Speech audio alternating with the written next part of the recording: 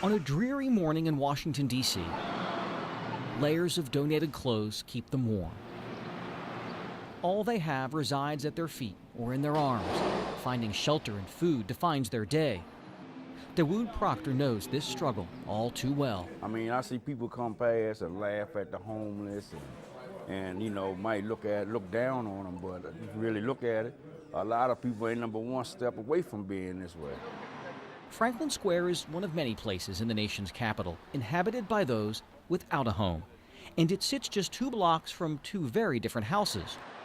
To the west, the White House. To the east, Mayor Kebab House. This is Sunday morning. Owner Kazi Manan was in early on this particular day. With every dish, magic is that how much you have to stir it. He and his staff are preparing a special feast for customers at his Pakistani Indian restaurant. Potato, cauliflower, chicken, naan bread, chickpeas, and vegetable biryani.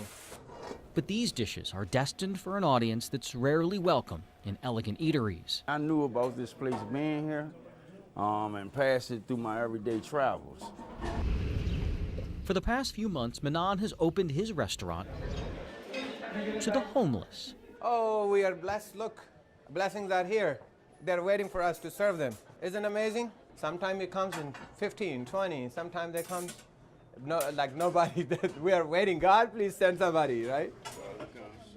Nearly 20 people on this day, rainy, cold, and wet.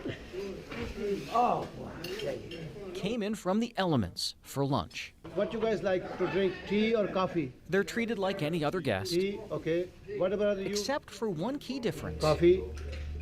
You, brother? They eat for free. Anytime, any day. Restaurant is open. You are most welcome. You are most welcome. You are our guest, just like other people. Anything you like with the menu or with the buffet, you're most welcome, eat free. Yes, it's shocking to me because I didn't think it was brothers out there that really cared for us to, you know, to help support the needs of the homeless. He went without rice. Give him a tandoori chicken. Give him potato, cauliflower, and give him, you want bread? So we appreciate this guy right here bringing us down to eat, because sometimes on Sundays it's slow. Well, sometimes we got to go around and beg, or sometimes, you know, we get a cup and try to make money, to try to find ourselves way out to eat, trying to survive out here. You guys are the most important guests for me. Manan's boundless optimism and love of food was not cultivated at a high-profile culinary institute. A lot of ginger and garlic paste. His desire to provide stems from a painful uncertainty that defined his childhood. Kazi Manan grew up on a farm in a small village in Pakistan. He had 9 siblings. We didn't have any electricity. We didn't have any running water. And the school was, believe me or not, was under the tree. My elementary school, we didn't have a building. I study under the tree. When the rains, really hard rain start, teachers say go home because there is no building. To support his family, he went to work at 12 selling ice. The best school was 4 miles away, so that's how far he walked to get a formal education. In 1996, at the age of 25, Manan says his visa was miraculously approved, so he borrowed money from a cousin for a plane ticket to America. He started as a cashier, earning $3 an hour at this gas station in one of the district's toughest neighborhoods. When I arrive in America, I have $3, just $3. And I started my life basically with nothing. Hard work would alter the arc of his life. He says he worked double shifts, then multiple jobs. He saved up enough money to buy 1 limousine. The idea that a kid who came from nothing could one day drive the rich and powerful around in luxury inspired him even more.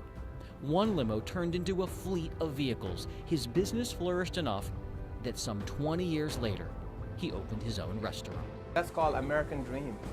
You know this is the only country where you say American dream, not in any other country. Wow. So yeah, he kind of understands. That's a good thing. Now that makes sense now? Yeah, it makes sense now. That make a lot of sense. He was blessed to obtain things through his struggle, and it's like he didn't ever give up. But to fully understand this man, you should know one more thing. I love to prepare this food for a homeless shelter. Every Sunday, he makes extra food and delivers it himself to those in need in another part of the city. Come and try. Manon connected a few months ago on social media with volunteers who now spend their Sundays dishing out hot meals to the homeless. And they make you feel that you are valued. For shelter regular Ron Verker, having hope on the Lord's Day means everything to him. It's huge. It's huge to know that I'm just this nothing, I'm nobody, but God thinks I'm somebody. Yes, thank you, yes. Kazi Manon says a skeptic recently told him that if he gives his food away, he'll surely go out of business in no time. Manon believes the more he gives away, the more God will bless him.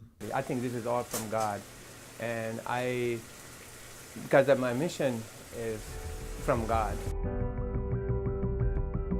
He will always carry with him what his mother told him about holding tightly to his faith in the face of despair.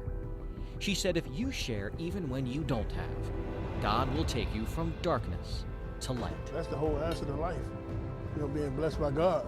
And God will help you, and I know He will. You know, you got to make the first step. He ain't gonna do everything for you. Jay Korf. In my heart, it feels a blessing. It's a blessing from God. ABC 7 News.